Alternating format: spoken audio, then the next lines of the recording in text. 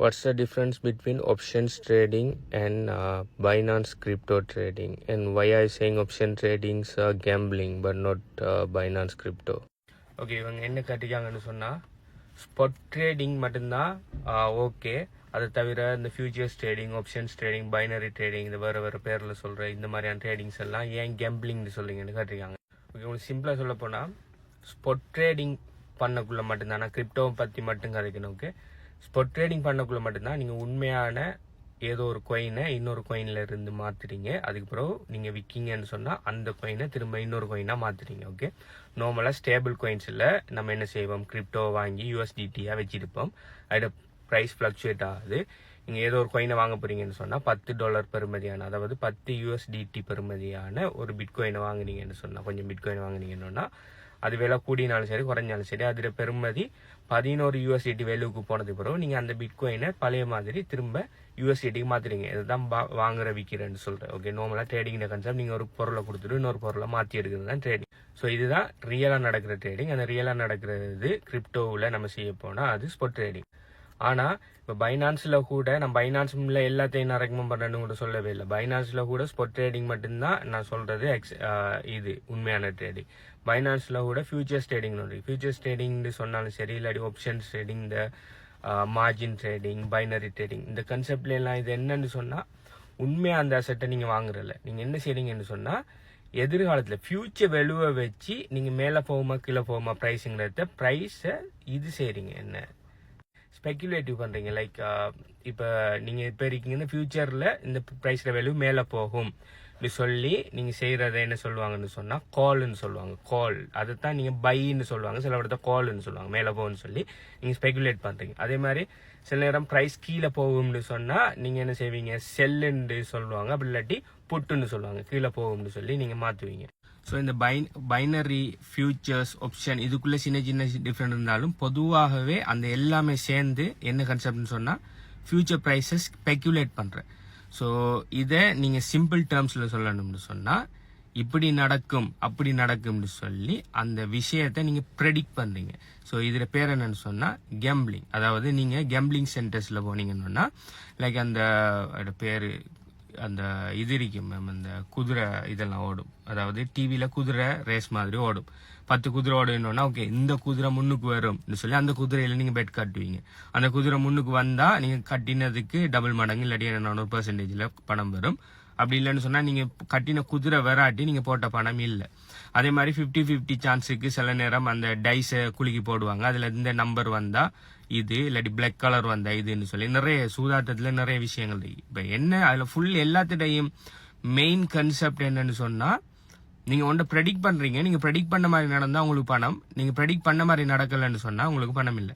நீங்கள் சிம்பிளாக இது கூட தான், நீங்கள் லொட்ரி சீட்டு வாங்குவீங்க தானே, லொட்ரி சீட்டும் ஒரு கேம்பிளிங் தான். லொட்ரி சீட் என்ன செய்றீங்க, நீங்கள் ஒரு கடையில் போய் ஒரு நம்பர் ஒன்று வாங்கினீங்க, ஒரு 4 நம்பர் வருது. இந்த நம்பர் அவங்க இது செய்யக்குள்ள வந்திக்குன்னு சொன்னால் உங்களுக்கு மில்லியன் கணக்கில் இல்லாட்டி அவங்க சொல்லியிருக்கிற அமௌண்ட்டு பெரிய பணம் கிடைக்கும். அது வராட்டி உங்களுக்கு பணம் இல்லை. இதுவும் என்ன ப்ரெடிக்ஷன்.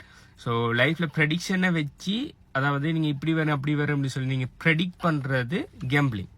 உண்மையான விஷயத்தை வாங்காமல் ப்ரெடிக்ட் பண்ணுறது. ஆனால் நீங்கள் ஸ்பாட் ட்ரேடிங்கில் என்ன செய்றீங்கன்னா உண்மையான கிரிப்டோ கரன்சியை வாங்குறீங்க. வாங்கி அது மேலே போனால் விற்கிங்க, அதில் லாபம் வருது. அது கீழே வந்தால் ஒன்று நட்டத்தில் விற்றீங்கன்னா நட்டம் வரும். அப்படி இல்லையா வெயிட் பண்ணி அது திரும்ப மேலே போனது விற்பீங்கன்னு சொன்னால் லாபம் வரும். ஸோ ஸ்பாட் ட்ரேடிங்குரிய எக்ஸாம்பிள் என்னன்னு சொன்னால் நீங்கள் கோல்டு வாங்குறது. என்ன செய்றீங்க, கோல்டோட ப்ரைஸ் 1 லட்சம் இருக்கக்குள்ள நீங்கள் கோல்டு என்ன செய்றீங்க, ஒரு பவுன் 1 லட்சம்னு சும்மா வைப்போம். போய் ஒரு பவுனை வாங்கி வைக்கிங்க. ஓகே, ஸோ இதை நீங்கள் தேவைக்காகவும் வாங்கலாம். அப்படி இல்லைன்னு சொன்னால் லைக் விலை கூடினது பிறகு இப்போ ஒரு அசெட்டாக வாங்குறேன்னு சொல்லி நீங்கள் வாங்கலாம். வாங்கி வைக்கிங்க. அந்த கோல்டோட ப்ரைஸ் 1 லட்சத்திலிருந்து 1,10,000 போயிட்டு அதுக்கு பிறகு அந்த கோல்டை கொண்டு போய் நீங்கள் விற்றீங்கன்னு சொன்னால் உங்களுக்கு 1,10,000 கிடைக்கும். ஸோ உங்களுக்கு லாபம் இப்போ 10,000. அதே சமயம் 1 லட்சத்துக்கு வாங்கின கோல்டோட ப்ரைஸ் 90,000 குறைஞ்சதுக்கு பிறகு உங்களுக்கு காசு தேவைப்படுது. அதனால நீங்கள் என்ன செய்றீங்க, விற்க போறீங்கன்னு சொல்லிவிட்டு விற்பீங்கன்னா 10,000 நட்டம். சிம்பிள் கான்செப்ட் தான் இந்த கிரிப்டோவில். நீங்கள் ஏதோ ஒரு கிரிப்டோ கோயினை ரியலாக வாங்குறீங்க.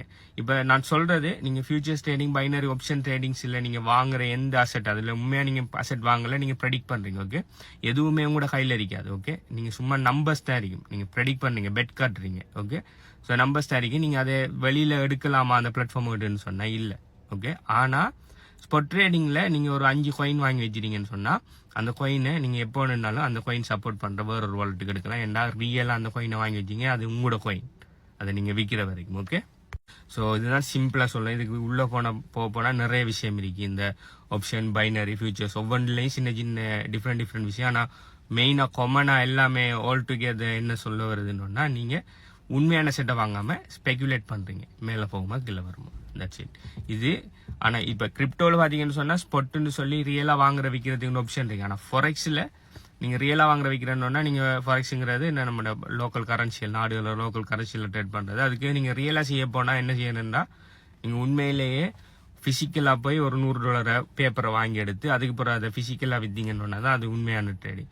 ஃபாரெக்ஸில் மற்றபடி அதில் செய்கிறதெல்லாம் இதில் ஆல்ரெடி சொன்ன மாதிரி ஆப்ஷன்ஸ் மாதிரி தான். ஓகே, கால் அண்ட் புட்டுங்கிற அந்த இது, கால்னு சொன்னால் மேலே போண்டு ப்ரெடிக்ட் பண்ணுறேன், புட்டுன்னு சொன்னால் கீழே போகுன்னு சொல்லி ப்ரெடிக்ட் பண்ணுறேன். ஓகே, ஸோ நீங்கள் கீழே போகுண்டு ப்ரெடிக்ட் பண்ணி அது கீழே போனீங்கன்னா உங்களுக்கு லாபம், கீழே போகுன்னு சொல்லி ப்ரெடிக்ட் பண்ணி அது மேலே போகணுன்னா நட்டம். அதே மாதிரி தான் மாறி நடக்கும். நீங்கள் மேலே போகுண்டு ப்ரெடிக்ட் பண்ணி மேலே போனால் லாபம், மேலே போகுண்டு ப்ரெடிக்ட் பண்ணி கீழே போனால் நட்டம். ஸோ அது லெவரேஜ் வச்சு எல்லாம் செய்வாங்க. லெவரேஜ் வைக்கக்குள்ள நீங்கள் கடன் வாங்கி ட்ரேட் பண்ணுற மாதிரி. ஸோ கடன் வாங்கி செய்யக்குள்ள நீங்கள் அந்த மைனஸ் உங்களோட கடன், அதாவது உங்களோட இருக்கிற அசெட்டை விட மேலே போகணுன்னா அப்படியே லிக்விடேட் ஆகும். ஆனால் ஸ்பாட் ட்ரேடிங்கில் லிக்விடேட் இல்லை. உங்களோட நீங்கள் வாங்கின காயின் மைனஸ் 99% இறங்கினாலும் நீங்கள் வாங்கின காயின் உங்கள்கிட்ட தான் இருக்கும், யாருமே உங்களை வந்து லிக்விடேட் பண்ண போகிறல. ஓகே, நீங்களே நட்டத்தில் வித்து வெளியாட வர வரைக்கும். ஓகே, ஸோ இதுதான் சிம்பிள் கான்செப்ட். இது எந்த அளவுக்கு உங்களுக்கு விளங்கிருக்க விளங்கலன்னு சொல்லி எனக்கு தெரியல. ஸோ இதை பற்றி மத்தாக்கள் என்ன நினைங்க. ஸோ இதை கதைச்ச உடனே வளமையான அந்த ஃபியூச்சர்ஸ் ட்ரேடிங், ஆப்ஷன் ட்ரேடிங்கை கதைச்ச உடனே அந்த வீடியோக்கு பயங்கர எதிர்ப்பு கிளம்பும். அந்த மாதிரி விஷயங்கள் செஞ்சிட்டு இருக்கிறார்கள் எல்லாம் ஹர்ட் ஆயிடுவாங்க. ஹர்ட் ஆகி வந்து கடுமையாக தகாத வார்த்தைகள் எல்லாம் பேசி கீழே ஏசிட்டு போவாங்க.